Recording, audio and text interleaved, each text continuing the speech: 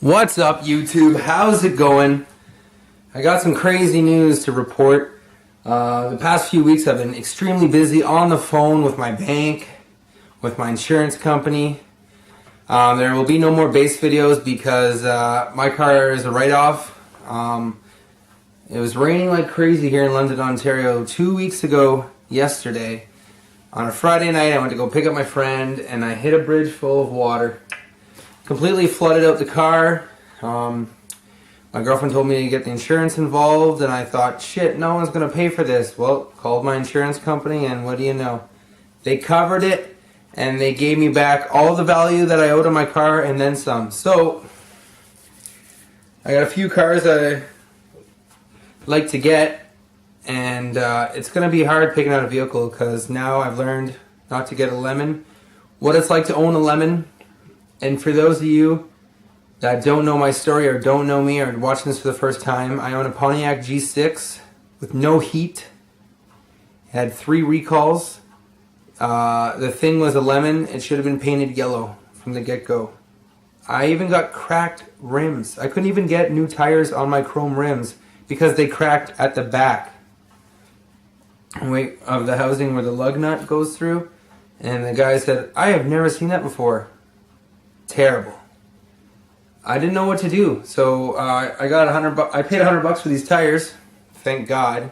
I only got like a month out of them though, up in Toronto. But the tires were so bald, and no one was going to change them, right? So as soon as I changed the tires, damn, it rode good again. I thought the car was going to be great. I had a cold air intake, but it was slanted, and there's no way me hitting a bridge for like not even 3 seconds at 40 kilometers an hour was going to do that. But it was bad, man. Water went up over the car. And another reason why I could be lucky is because now water damage could be one of two things. Something extremely easy to fix or something extremely hard to locate because you don't know where water could have gone in. You can't tell. When you get to a car accident, you hit a tree head on, well, the mechanic, the body man, they know exactly where the damage could have came from and to get your vehicle working again. So the insurance company says, okay, well, you know what? It's worth it for us to fix your vehicle. With water damage, they have no idea where it could be. They ripped out the spark plugs, which is a simple fix. It could have been tow your vehicle, pay that, because it's a $300 deductible is what I got. So, which means I pay the first $300, the insurance company covers the rest on a $6,000 car. Say my car's $6,000, right? And so it could have been a tow, another tow that would have brought me up to like $200, and then a spark plug change, which is like nothing. And that could have been my $300 right there. I got my fucking lemon back. But no, that wasn't the case. What ended up happening was they took the spark plugs out and they couldn't get the car going. And I ended up going to get a new battery. I got my old battery charged. I let the car dry for 2 days. So the battery was still charging. I brought it to Canadian Tire, let that charge in the post. They told me it was reading 14.2 volts, whatever, which is good, 14.4. And I said, okay, well, the battery's not even 2 years old. Tried to start it again. Nothing. I bought a brand new battery, a Kirkland battery from Costco. Put that in. It turned over really, really, really hard, but I stopped. Now, I could have seized up a piston, could have blew a ring, I don't know, whatever you want to call it. Could have just fucked up the motor even more, could have mixed the water around. You don't know unless you rip apart the car. And the insurance company said, you know what? The mechanic probably said, we can rip the car apart, we can keep looking, or you can just write it off because you're wasting time for us, because we honestly don't know.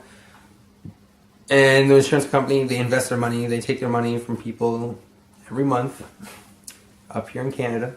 A lot of places pay insurance for vehicles and house insurance, right? So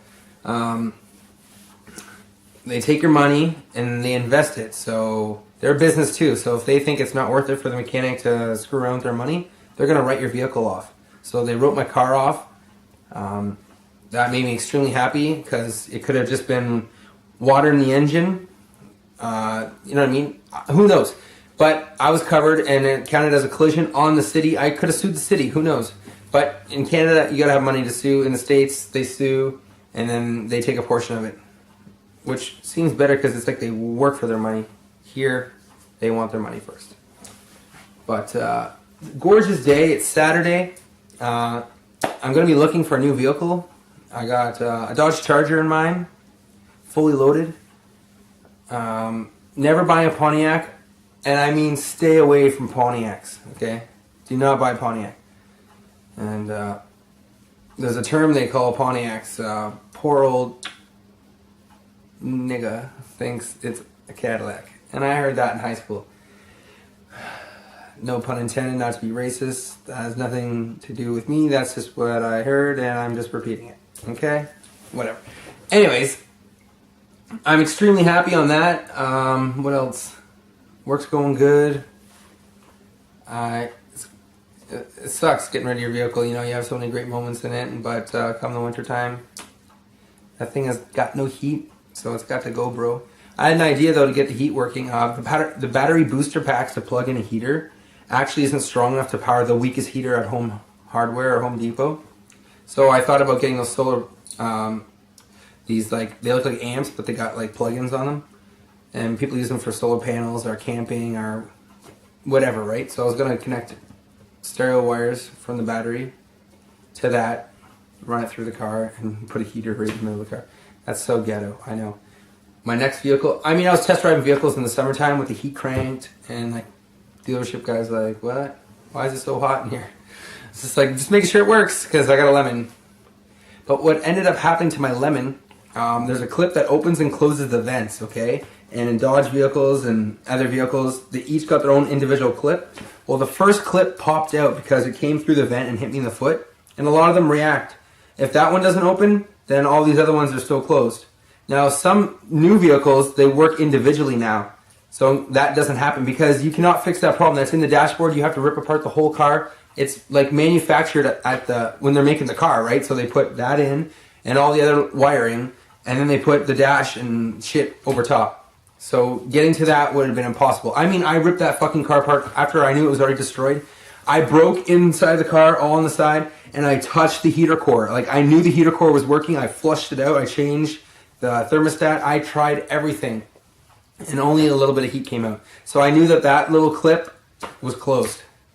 And the guy at the dealership said, GM's like, you know, we charge $110 an hour. We can do it, but there's just going to be a flat rate charge because there's no actual on-book value for this because it doesn't happen. You know what I mean? And I called GM and I bitched on the phone.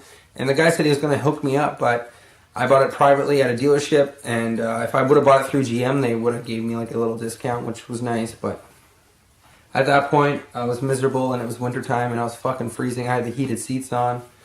Just, you know, the more shit you have in a vehicle, just the more shit to go wrong, pretty much. You know, the sunroof leaked, the door seals were fucked. I need new door pins. The car is meant to rust. I don't see any Dodge Chargers rusting. I don't see any new Honda Civics rusting. You know what I mean? I'm looking at cars that hold their value. I'm going to be a lot more smarter with my purchase now. I bought the Pontiac because I thought it looked nice and it was cheap and it was fully loaded. You know, for $7,000 with 120K. It had good power. It was big. And I just thought it was just a nice car. But you know what? GM, you totally fucked that one up because you made it look good, but you put shit parts in it. So best of luck to myself and anyone else looking for a vehicle because it's a hassle. And you can get lucky. And sometimes you just gotta just try something. You know, I wasn't going to try the insurance thing. My girlfriend told me to do it. And I told the story because they listen to you to make sure you're not frauding. And they want the exact same story repeated to the claims adjuster, right? So, and then they get the appraiser out there, which means that it's either going to be a write-off or fixable. And in most cases, a lot of people don't get write-offs. Unless it's like a flood in your area, a tornado, you know what I mean? Like things that aren't worth fixing that they can just write off, take your vehicle, sell it at an auction for say $3,000, give you $5,000. And then technically they're not really down anything because for the past 5 years, I've had that same insurance company. I've been paying $200 a month, say. So they've made thousands of dollars off me.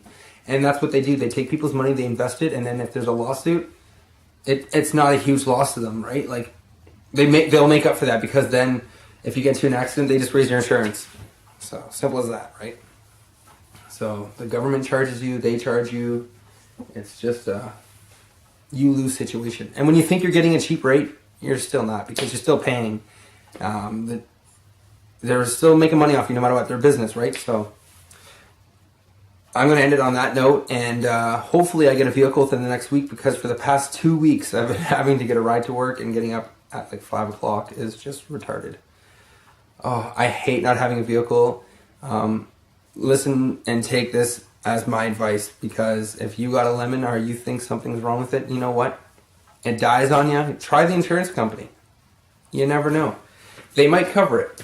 You might get lucky like me. You might get all your bills paid for like me. And then you can go car shopping. How cool is that? Enjoy your day, YouTube. I'm out of here.